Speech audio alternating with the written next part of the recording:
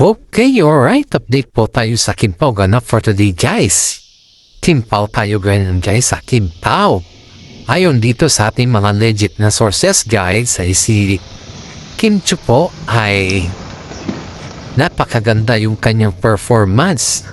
Sa kabila ng kanyang kagandahang performance, guys, is ang daming mga netizen po ang nagsasabi na bagay po sa kanya yung kanyang performance.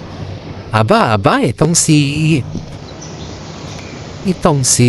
Paolo Avellino po, guys, ay mas minabuti po niya na inassist si Kim Chiu sa kabila ng lahat ng kanyang mga pagsisikap dito, guys, dahil si Kim Chiu po, guys, ay kailangan niya po talaga ng assist nito kahit may mga PA naman siya or may mga management naman siya, iba pa rin po yung assist ni Paolo Avellino dito, guys, diba?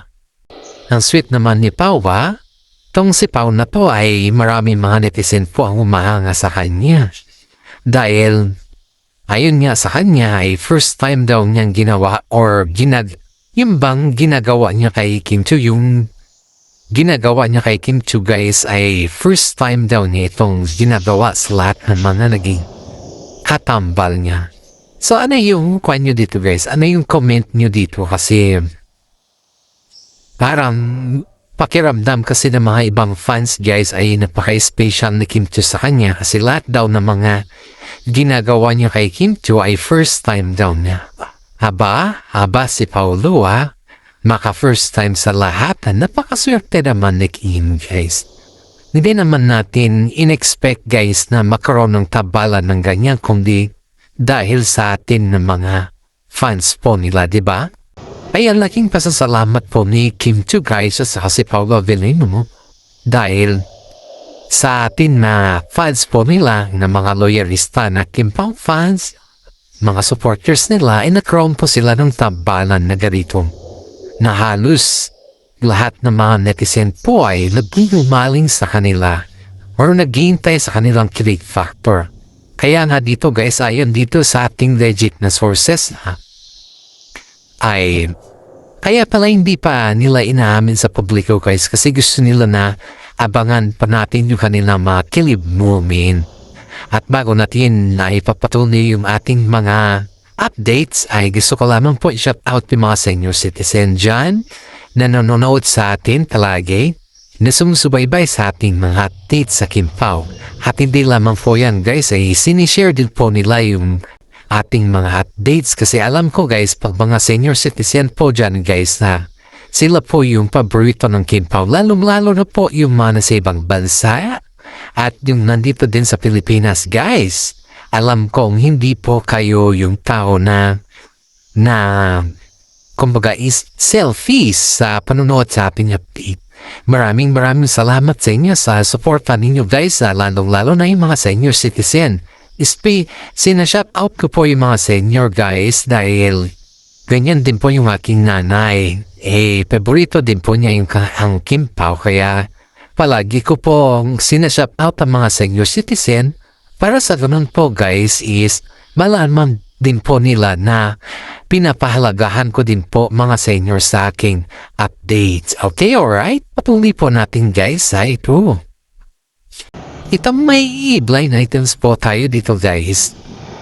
Aban, sumiyo daw si Kimi sa fan. Sumiyo si Kimi sa asa pa. Nagkaroon na naman ng kontrobersiya sa loob ng showbiz, guys. Ang sinabi daw dun sa kasuotan ni Kimi is masyado daw maluwang. At hindi man lang daw inayos yung kaluwangan ng damit. Aba, hindi naman siguro ganong kaluwang yung damit, guys, kundi ang ganda nga bagay na bagay nga ay Kimi. Pati yung putsewa si ni Kimi napaka-flexible niya.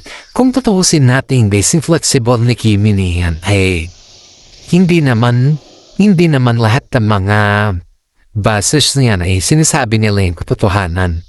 Kasi as far as I know, kaya nga nagkakaroon ng mga buzzers yung mga ibang artista para sa ganun po ay mapansin din sila ng kanilang mga management. Pero itong guys, itong nasa loob ng showbiz na ito na actress ay hindi talaga pinapansin ng kanyang management. Kasi may attitude daw ito, guys. One time daw kasi Line items po natin to guys, ayaw ko magbanggit na. Make sure po na hindi tayo madali at hindi din madali yung ating mga legit na sources. Ito daw kasi guys, itong actor ay actress na po. Kahit to anong gawin niya, hindi niya daw matapatan si Kimi sa kasikatan. Which is, totoo naman na hindi niya matapatan si Kimi sa kasikatan. Kaya na daw ang ginagawa niya, pag may mga nagpe-perform ng mga viral sila, mga sikat sila, dun daw siya nagko-comment na kung ano-ano para sa ganun ay yung sikat ng kabilang kampo ay ma-attract sila dun sa kanyang comment at mag-viral din yung kanyang comment. Pero in fairness, hindi tama yun. Kaya nagkaroon natin ng sa Instagram nito kasi nag-delete ito ng message niya, mga cryptic post niya sa Instagram kasi sabi daw ng kanyang mga management guys na kapag gusto mong sumikat, gumawa ka na mga way na ikakasikat mo. Hindi yung gumawa ka ng way na yung bang ikakadapa ng kapwa mong tao at ikaw lang yung gustong sumikat. Yun daw yung advice sa kanya guys na mga kaibigan niya, mga fans din niya at yung mga management din na nakapaligid sa kanya guys kasi nakita daw mismo nila yung kanyang mukha dun sa comment sa Instagram at mismo dun sa mga vlogger po guys na kinuha yung performance ni Kimi dun sa Asapa. Yun dun siya mismo nag-comment. Nag-viral po to guys I know kilala niya tong girl na to pero ayaw ko lang kasi nagbanggit. In fairness, sa girl na to guys, sa press na to guys, ay parang sa pilitan lang daw siya na kinuha na bilang isang extra noon dahil ang dami niya daw kasing ugali na hindi nagugustuhan ng mga kapwa niyang artista. Sabi nga pa dito guys is dapat sumikat na to kasi ang tagal niya na sa showbiz. Kaso nga lang kasi guys, paano naman ito sisikat kung gano'n naman yung kanyang karakter, di ba? Isipin nyo nga, kung karon yung iyong character sa kapwa mo, don't take sisikat ka ba? Diba it's not, for me it's not a good terms naman na sabihin natin na sisikat ka kung yung mga terms mo naman ay kakaiba. Diba as far as I know, gano'n naman talaga Ang hirap na gawin mong pelikula yung mismo sarili mo kung yung pelikula na ginagawa mo, hindi naman siya patok sa masa. Diba? Yan yung pinakamasakit dito guys. Sinabihan ng girl na to guys na mga kanyang makasama na kung saan po ay nagkaroon natin ng misunderstanding sa kanyang mga post. Dahil ang mga pinatatamaan din niya po sa kanyang mga post guys ay yung mga kasama din niya sa showbiz. Nasabi nga sa kanya na mukhang naiirita ni mga iba sa kanya. Ang dami kasing mga netizen guys ang nagsasabi na kung pumasok pa sa artista, wag kahit nakagawa ka ng 3 or ilan man movie yan, wag sanang lalaki yung ulo mo kasi pag lumalaki kasi yung ulo mo guys, ay dyan po yung inaawayan ka po ng mga netizen dyan. Ayaw po nila yan. Kaya ang sabi po nila sa mga artista na iba matagal na sa showbiz, ay inaawayan ng mga netizen yung kasi lumalaki na yung kanilang ulo Yan yung katotohanan dyan guys. Pero in fairness dito sa girl nito kahit pinagsabihan na pala siya, kahit sinabi na wag masyado maging humble lang, be simple lang, ganun ba ay parang naisip niya na wala talaga sa kanya yung moment na ganun guys kasi ang gusto lang niya is yung iparamdam sa mga netizen or yung bang ipakita sa mga tao na nakapaligid sa kanya guys na kayang-kaya niya ang lahat. Pero in fairness, hindi naman niya kaya. Kasi ang dami pag tuwing sumisikat ito guys, nagkakaroon na ito ng mga something na pelikula ba ay ang iniisip daw niya kasi is mas marami daw nakakada gusto sa kanya kung gumagawa siya ng cryptic post na para sa mga iba. Hindi naman tama yun guys na gagawa ka ng cryptic post para sa iba. Pero yung gawin mo cryptic post ay nakakasama naman sa iba. Diba?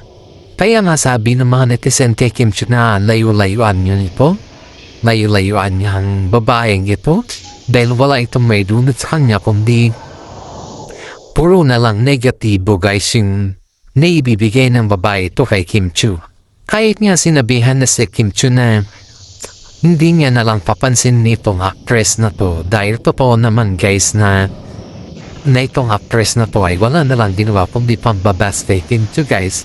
Isipin nyo guys sa dami ng kanyang project sa dami ng project ni Kim Chu guys nagawa pa nga ni Kim Chu na bigyan ito ng mga gamit or yung mga gagamitin niya sa kanya mga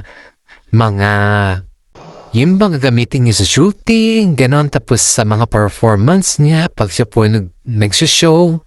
Imagine mo yun guys, yung ganon ka supportive si Kim Chu sa kanya. Tapos tinulungan pa ito ni Kim Chu guys tinulungan pa niya sa kanyang management na kung sana bigyan naman ito si girl na to, si actress na po, ng trabaho ba? O isipin mo yan na kaya kung ikaw ay normal na tao, kung ikaw ay alam yung salitang utang na loob, kung ikaw ay may respeto at may dignidad, gagawin mo ba yung ganyan na terms na ipapahiya mo yung taong tumulong sa'yo? Diba? Kung gusto mo mag-viral, gumawa ka ng mga paraan or mga way na kung saan ay yung mag-viral ka na hindi mo kailangan manira ng tao. Yan yung pinaka-masarap dito guys na pakinggan dahil kung talagang gusto mo mag-viral, yan po yung gagawin. Hindi yung nagva-viral ka para sa ganun ay gawin mo parang gumawa ka ng kwento mo.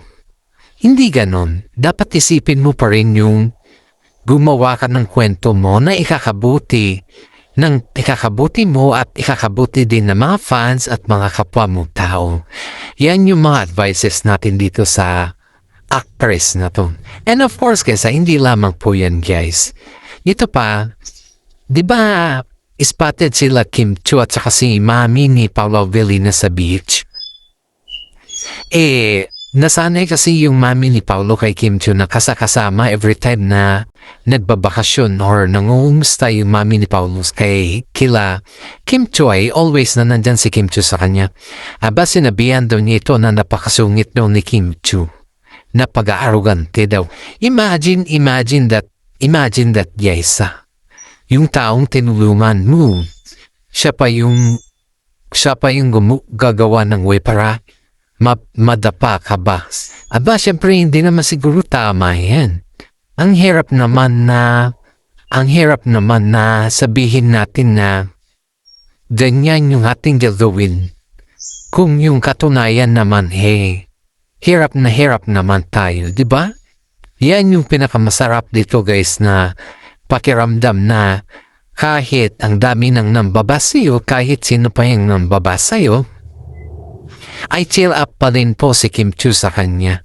Chill up pa rin si Kim Chu sa mga bagay-bagay na alam naman ni Kim Chu na hindi kinakailangan na gawin ng actress na yan dahil pag yan ay ginawa ng actress na yan, pag yan ay mag-response ka or kumbaga is patulan mo siya, hindi ka naman yan mapapakain yan diba?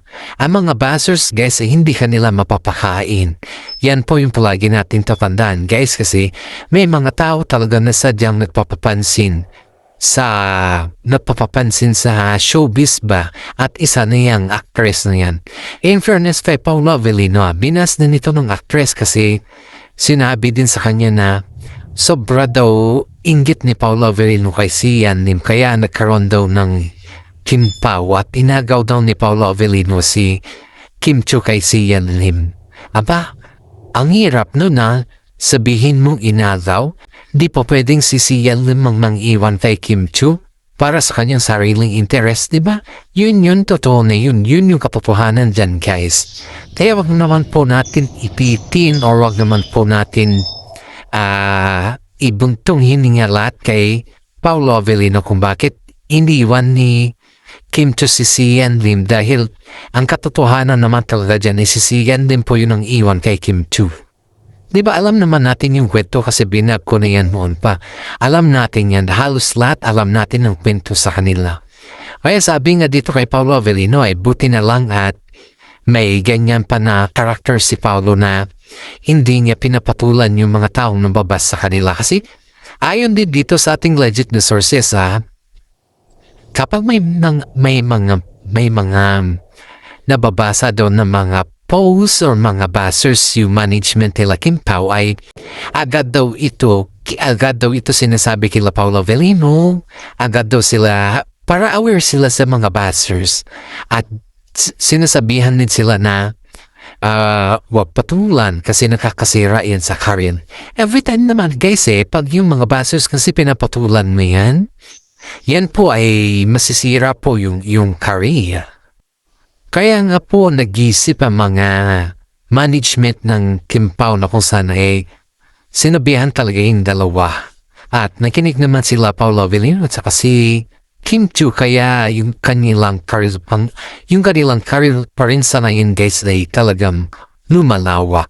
At hanggang dito na lang po yung ating updates. Maraming salamat at God bless po sa ating lahat.